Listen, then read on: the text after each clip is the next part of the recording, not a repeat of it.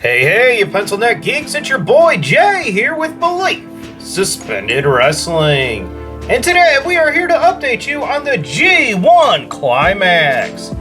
If you don't know what the G1 Climax is, it is a tournament put on by New Japan Pro Wrestling. Wrestlers are put into two blocks, Block A, Block B, and it is a round-robin tournament. Whoever has the most points at the end of both blocks, those two will take each other on. The winner of that will go on to challenge the IWGP champion, usually at Wrestle Kingdom in the main event.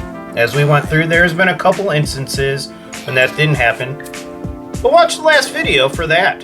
But here we go. Let's catch you up. So on night 9, Block A, Kenta defeats Great Okan. Tonga Loa defeats Takahashi. So Tonga Loa getting a win. Good on him. Tomohiro Ishii defeats Zack Sabre Jr.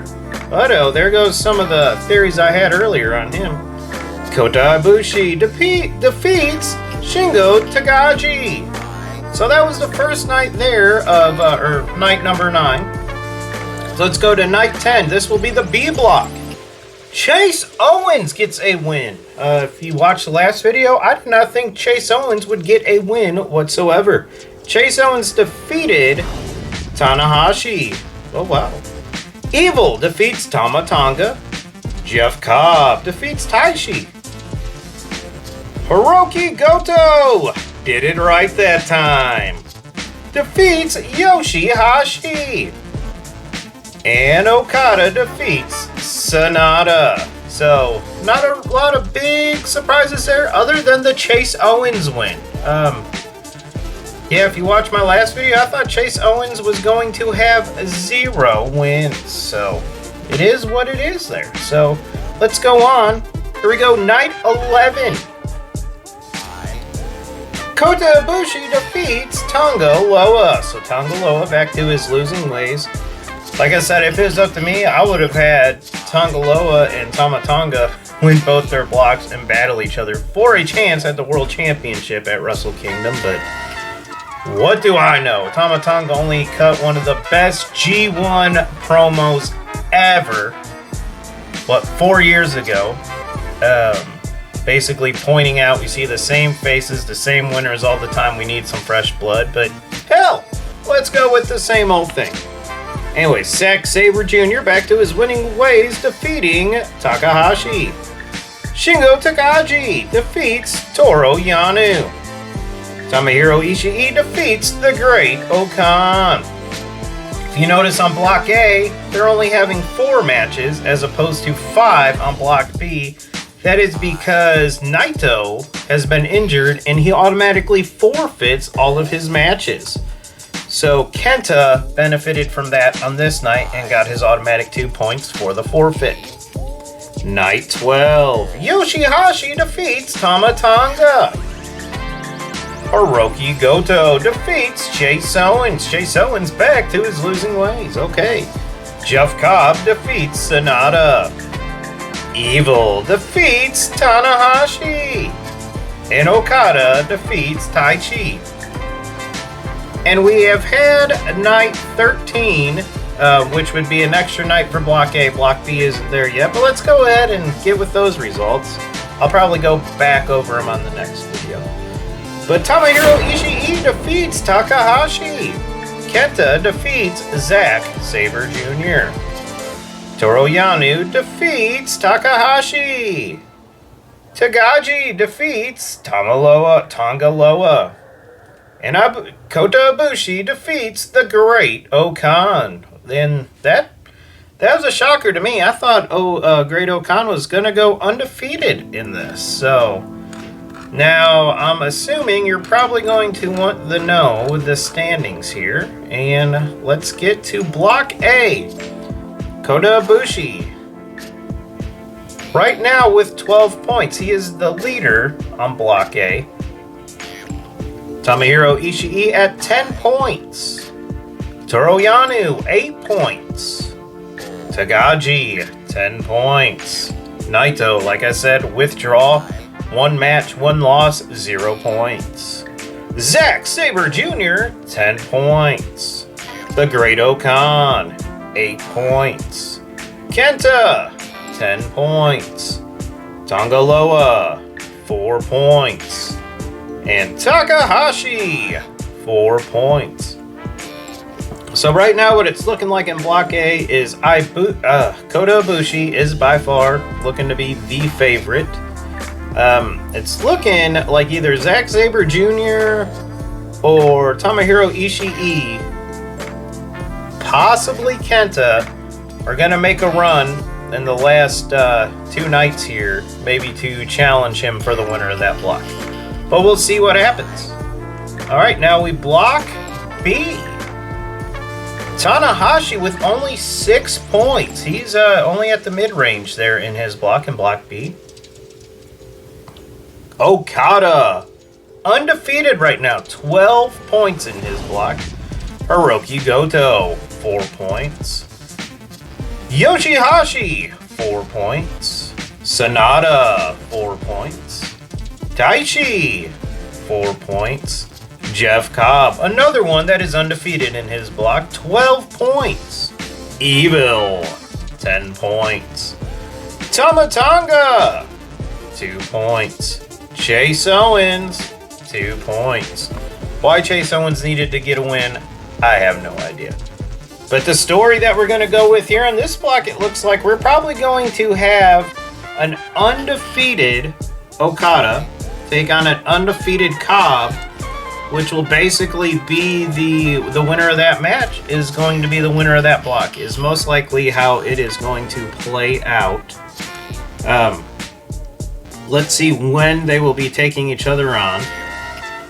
So, Okada versus Jeff Cobb will be the very last match. So, yeah, they're probably both going to go into the last night undefeated. I would be very surprised if either of them take a loss. And if one of them takes a loss, I'm assuming the other will probably take a loss too. Let's see here. The next night of action, which would be... it looks like Okada will be taking on Chase Owens. I do not see him losing to him.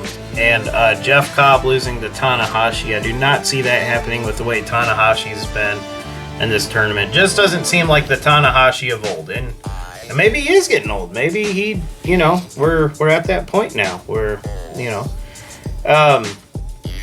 so the only other places they have to lose is Cobb versus Evil, which that could be a possibility.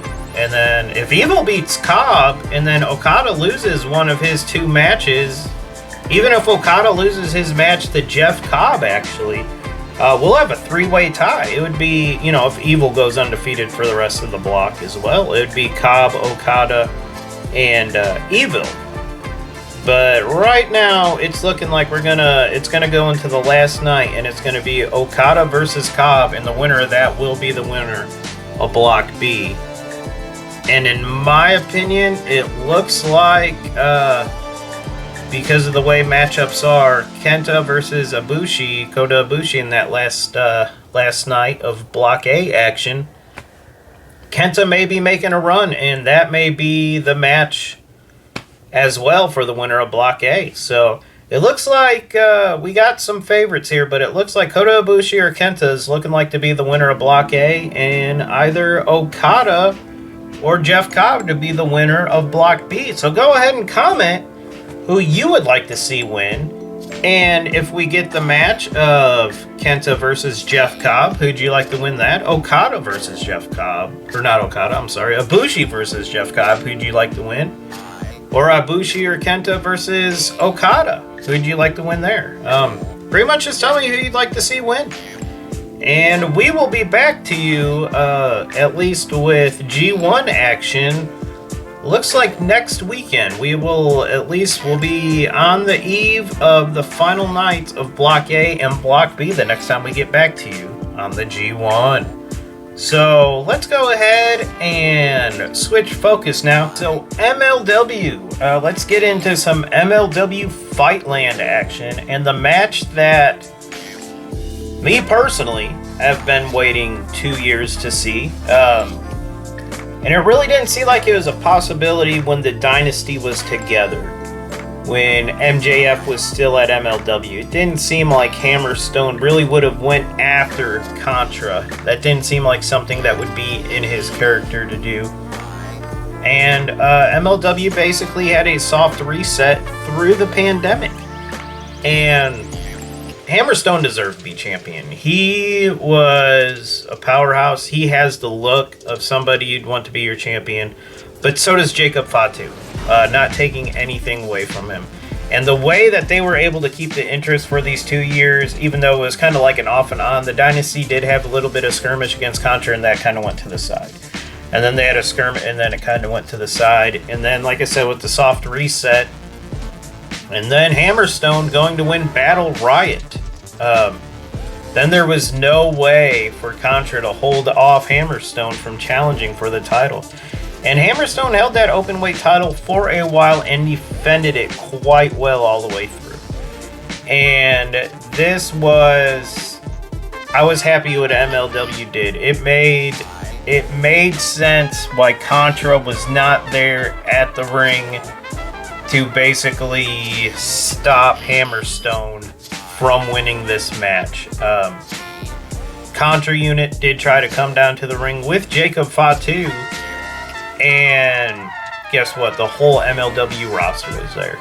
And they stopped them. It became a one-on-one match. And there were several times where I personally thought Jacob Fatu was going to win, retain.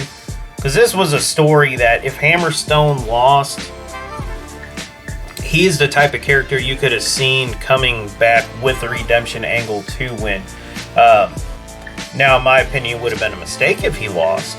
But yeah, it was one of those. And Hammerstone came away with the championship, and I think the Vice network that aired this is pretty happy with the result they got. And it was a heck of a match. And now we got a double champion. We're going to have to see what Alex Hammerstone decides to do with his other title, if he's going to defend both, forfeit one to be a true MLW World Champion, or how that's going to go. And other news coming out of that Fightland event, Tajiri, yes, you heard me correct, Tajiri is the new middleweight champion of MLW. And actually, Myron Reed was one take the pin. And Perez and Arenas were also in the match, but let's be honest, everybody wanted to see how Myron Reed was going to defend that champion. Myron Reed, I believe, is going to move on to a higher division. He controlled that middleweight division forever. Like, literally forever, in my opinion, he did. It was based around him, at least for the year before the pandemic. I know he lost the title for a bit during the pandemic. And there is nothing but just upward trajectory for Myron Reed. And I think Tajiri winning for the Vice Network, like I said, this event was a win for the Vice Network. And I think Tajiri winning got a little bit more eyes on the product for him. He doesn't have to hold the title forever. He lose it in a week or two. I doubt it'll be to Myron Reed. I would be surprised if it was, because like I said, I believe Myron Reed will move on. But you never do know. But yeah, there we go. Here, Belief Suspended Wrestling, just catching you up what's going on in the wrestling world outside of WWE and AEW. And if you would like to win this shirt, or win a bunch of other prizes brought to you by Belief Suspended Wrestling, just make sure to keep on watching out for our videos. Sometimes I just pick a random commenter to win a prize. So yeah, just keep on watching. Anything you would like for me to talk about, please leave it in the comments. And you can find me across all social media at Belief Suspended Wrestling. Thank you for watching.